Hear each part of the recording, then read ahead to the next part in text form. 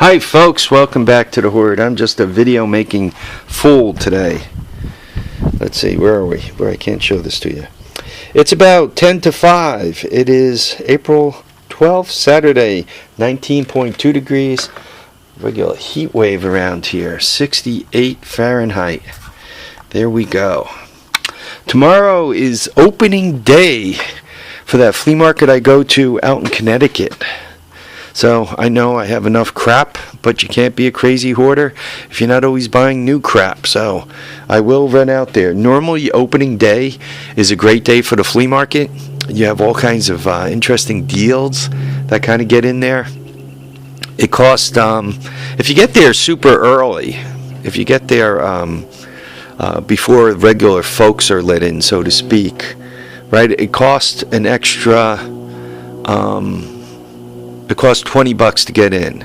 So normally if you just show up at the gate, it's not a free flea market. It costs $2 to get in. But if you show up super early and you shop, you know, you can actually shop by helping the vendors unload their cars, right? If you get there super early and do that, you can actually it costs $20 to get in. But the nice thing about that is you can see stuff before other people do. Does it pay to do that? In my opinion, maybe. And you say, well, what do you mean maybe? Well, if you get that, if you pay $20 and you get that $300 deal, and it only costs you 50 cents, the $20 investment was a steal, right? You did really, really good.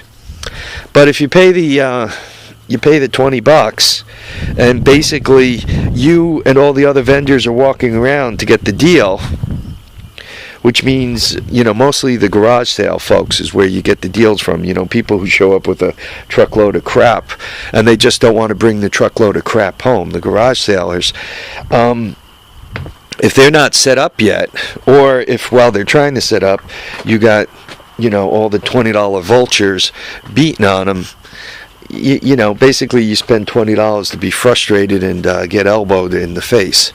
So, I don't know. I'm debating whether or not to spend the money and get in early and get rolling. So, maybe, maybe not. We'll see what happens tomorrow. Anyway, you guys by now know me fairly well. And, you know, I've been jonesing to pick up another bike. This year, I've decided to limit myself to 12 bikes. I'm basically going to try to average one per month, and that's all. I'm trying not to buy, you know, 20 or 25 bikes. I'm really going to try to limit myself and keep it down to just one a month. What you're seeing is the latest Craigslist wonder. It was not supposed to be the first bike of the year, or it wasn't supposed to be the second bike of the year. The first bike of the year was the Big Red up by the garage door. This is the second bike of the year. What it really should be is it really should be the fourth bike of the year. There's a guy on Craigslist really driving me freaking crazy. He keeps listing these two bikes, and he's a bitch to get a hold of. And I finally got a hold of him, and he said, fine, come see him. I called him back to nail the time down. I'm all ready to go see him, and he says, they're sold. I said, are they sold and picked up? He said, they're gone. They're gone, they're gone, they're gone. So I'm like, well, he didn't answer the question, but yeah, all right, whatever. So, and the next thing I know, he put them back up on Craigslist again. It's like, yo, if you want to sell your shit, you know, like, make it so that some of us could buy it. Anyway, this bike was a $250 wonder. And I'm trying to get the year. He said it was an 86, and I don't think so. I think the 86 125s have the more vertical engine. The cylinder is more vertical. I think this is an 85 or older. Anyway, he claims it's an 86. He says it was bought locally. He says he even has the paperwork for it, and he's going to call me and get it to me. But you know, homie's not going to hold his breath for that. He says when his father bought it used.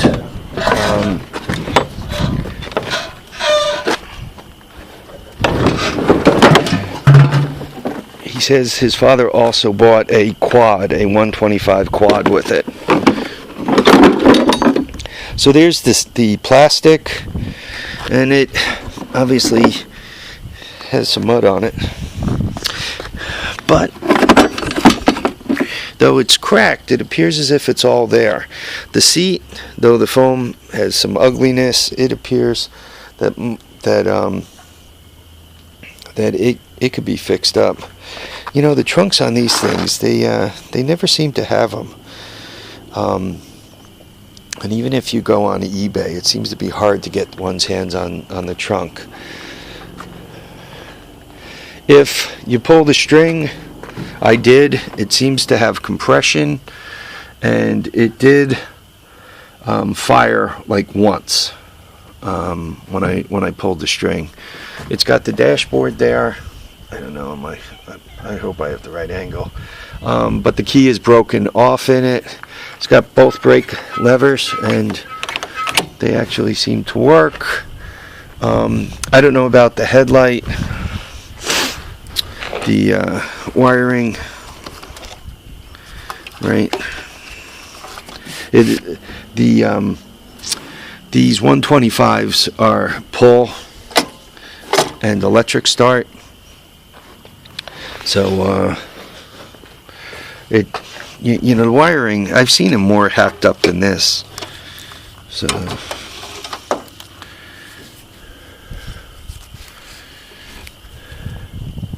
I'm not noticing the ground wire. He's got a bunch of loose stuff here. Once again, I've seen him a lot more hacked up than that. Looks like he's got some interesting stuff going on with the coil. This coil particularly. But once again, it did fire when he pulled the string. Tires. I think that's known as a chevron.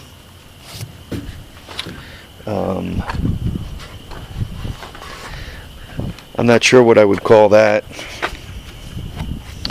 And this is almost like an OEM knobby. The tires appear to be in decent shape. So, having just been through a bunch of tire crap, you guys know that it's very hard to get a tire on a rim for less than a $50 bill. Like I got those ones from BMI Cart. They were like 40, 41, 42 bucks delivered to the house on Steelies. And as a matter of fact, a set of those might end up on the back of this thing temporarily, just to get it up off the ground. I might pull these off. Then I'll have a matched set of backs, and I'll put the ones with the aluminum rims back on the 200X, and that'll give me a pair of spare Steelies. I'll put them on here, and then I have two tires here to do something else with.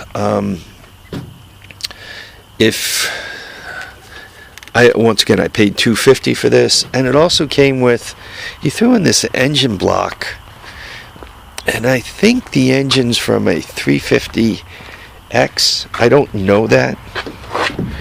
I mean, obviously it's from a Honda. That's where the oil filter goes. Clutch.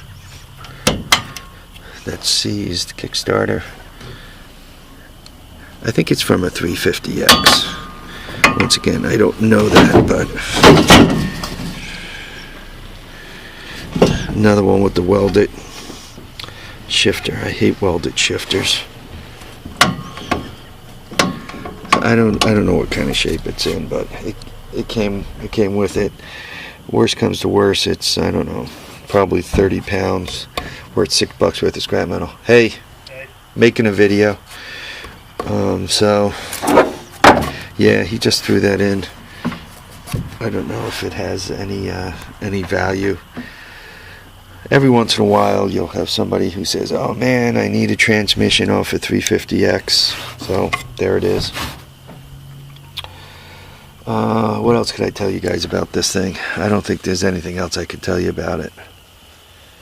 I need to get it off and get it fired up. So for $250, worst comes to worst, I got 3 tires. These, these stupid hand grips, hand brakes with the adjusters. They're selling those for like $30 each on eBay. I can't believe it. So going around the thing, tires, I don't know. Let's go 3 times 40, which gives me 120. Once again, they're selling these for $30 each. So that's another $60, 120, 180. You guys know what these go for, right? Even a cheap one is $50, right? 230, right? Carburetor's there. I mean, the engine fired. I got some plastics. So for $250, and I got $6 worth of scrap. For $250, I did okay, right? This is another one with the shifter being stripped, though it doesn't look that bad. I might, with a brand new shift lever, I might get it to go on there and not slip. So yeah, that's good news. Maybe I'll escape the shifter situation, because that doesn't look half bad. Looks like somebody already attempted to weld on it a little bit. But yeah, I might be able to bring that back, and that'd be a good thing. Even if I take a shift lever, what I'll do is I'll clean those splines up really good with a brush. Maybe rake them out with a pick and awl type situation. Rake them out. And then what I'll do is I'll take the shift, and you know how they kind of close in like that, and the center there is where this goes. If you kind of take some of this material off so it closes down a little extra, a lot of times you can get them to grip. Even if it grips a little bit, and then I can just throw a tack weld on the outside here. Then if I need to take it off, I can just grind the tack weld off, right? So I think that's going to be my plan with this guy. All right. I've been babbling for, I don't know, I'm in the sun for 12, 13 minutes now. Folks, thanks for watching. Thanks for commenting. Thanks for subscribing. So I'm going to call this an 85. I don't think it's an 86. Some of you folks are a little better at identifying these than I am. And we'll go through its pluses and minuses.